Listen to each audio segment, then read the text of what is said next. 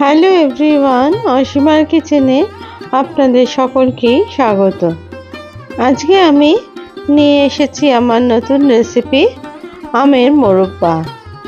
কাঁচা আমের সিজন প্রায় চলে যাচ্ছে, তাই সংরক্ষণ করে রাখার জন্য আজকে আমি এই রেসিপি নিয়ে এসেছি। এর জন্য আমি নিয়েছি এখানে 600 গ্রাম মতো আম। এটা একদমই দেশি আম, বাগানের গাছে হয়েছিল, তাই সেই আমি পেরে নিয়েছি। প্রথমে আমগুলো 10 মিনিট মতো জলে ডুবিয়ে রেখে ভালো করে ধুয়ে নিয়েছি।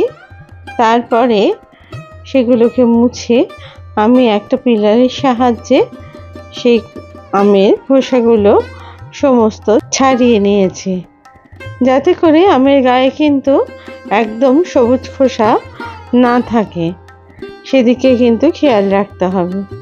এইভাবে প্রত্যেকটা আমেরই খোসা আমি ছাড়িয়ে নিলাম। এই আমের মোরব্বা 1 বছর পর্যন্ত খুব ভালো মতন সংরক্ষণ করে রাখা যায়, আর এই মোরব্বা বানাতে সময়ও খুব কম লাগে। আপনারা আম কাটার জন্য বটি অবশ্যই ব্যবহার করতে পারেন, আর যারা ছুরি দিয়ে কাটতে পারেন তারা কিন্তু ছুরির সাহায্য নিতে পারেন। আর আমটাকে ছাড়িয়ে নেওয়ার পরে যখন টুকরো করবেন তখন বোটার দিকের অংশটা কিন্তু অবশ্যই কেটে বাদ দিয়ে দেবেন।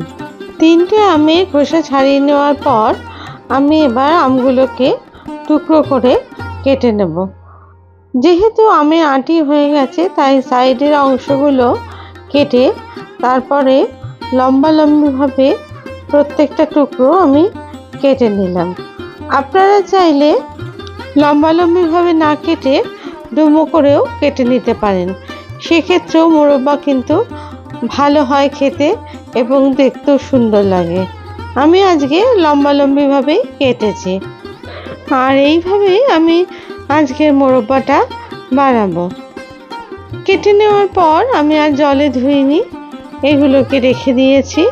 এবার অন্যদিকে গ্যাসেতে একটা কড়াই বসিয়ে তার মধ্যে দিয়ে দিলাম কিছু জল।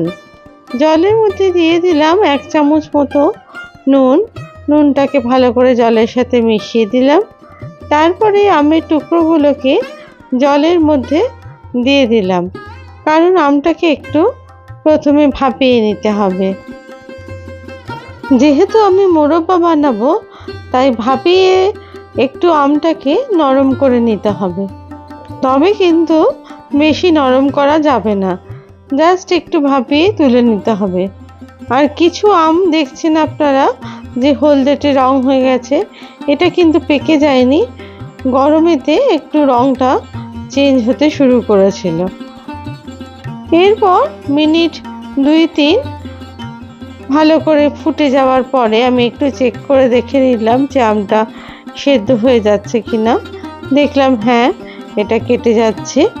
এরপর একটা ছাঁকনির সাহায্যে আস্তে আস্তে আমগুলোকে তুলে অন্য প্লেটে নিয়ে নিলাম। এর থেকে বেশি সেদ্ধ করা কিন্তু যাবে না, তাহলে সেটা কিন্তু মোরব্বা করা যাবে না।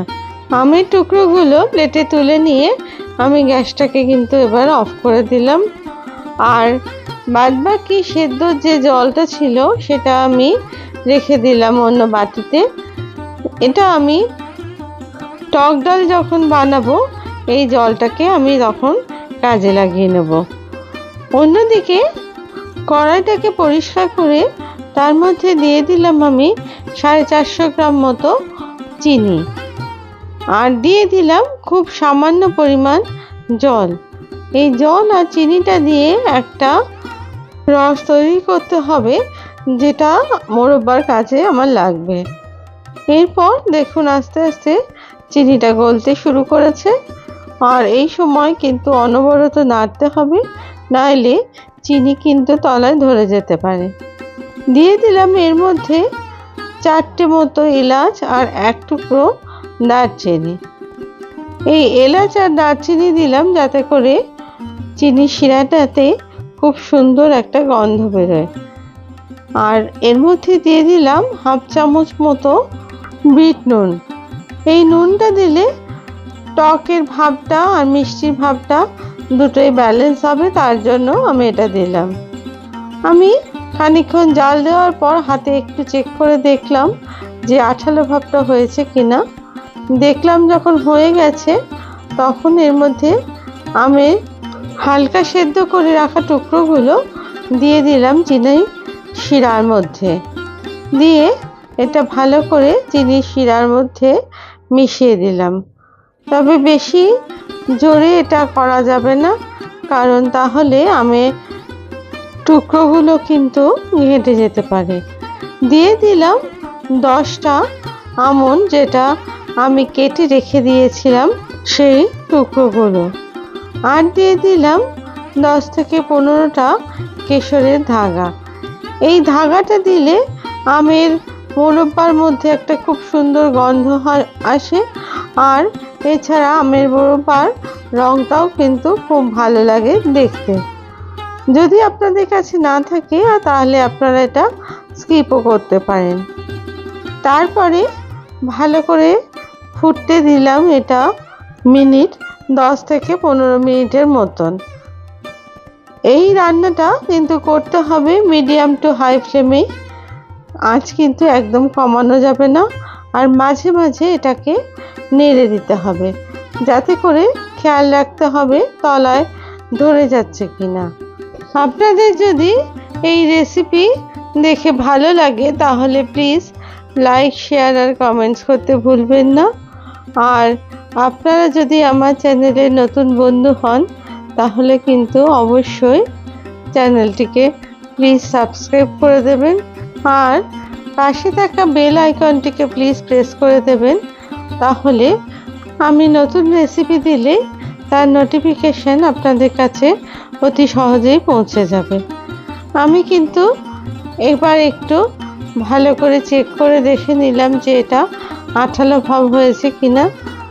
দেখলাম এর মধ্যে চিটচিটে ভাব এসে গেছে, আর এই রসটা একতারে তৈরি হয়ে গেছে। গ্যাসটাকে কমিয়ে আমি এবার একটু চেক করে নিলাম। একতারে তৈরি হয়ে যাওয়া মানে রসটা একদম পারফেক্ট হয়েছে, আর আমের মোরব্বাও আমার একদমই তৈরি। আরও মিনিট 2-3 আমি ভালো করে নাড়াচাড়া করে এরপর গ্যাসটাকে অফ করে দিলাম। গ্যাসটা অফ করেও খানিকক্ষণ আমি এটাকে নাড়তে থাকলাম, কারণ রসটা এখনও গরম আছে আর তলায় ধরে যাওয়ার সম্ভাবনা থাকবে, তার জন্য। এরপর আমি এটাকে পরিবেশন করলাম একটা বাটিতে। দেখুন কত সুন্দর এই আমের মোরব্বা তৈরি হয়েছে, যথেষ্ট সুন্দর রং হয়েছে। আপনারা যদি চান এইভাবে আমের মোরব্বা তৈরি করে অবশ্যই 1 বছরের জন্য কিন্তু সংরক্ষণ করে রাখতে পারেন। যেহেতু গরম আছে তাই আমি কোনো কাঁচের জারে এখনও রাখিনি। এটা বাটিতে আমি পরিবেশন করলাম। ঠান্ডা হয়ে গেলে এটা আমি কাঁচের বয়ামে করে রেখে দেব। আর আমের যে রসটা আছে সেটাও কিন্তু আমি এর মধ্যে দিয়ে দিলাম, কারণ এই রসটা শুদ্ধই কিন্তু এটা সংরক্ষণ করতে হবে। ঠান্ডা হয়ে গেলে এই আমের রসটা কিন্তু আমের সাথে মিশে যাবে। আবার নতুন রেসিপি নিয়ে আপনাদের কাছে হাজির হব।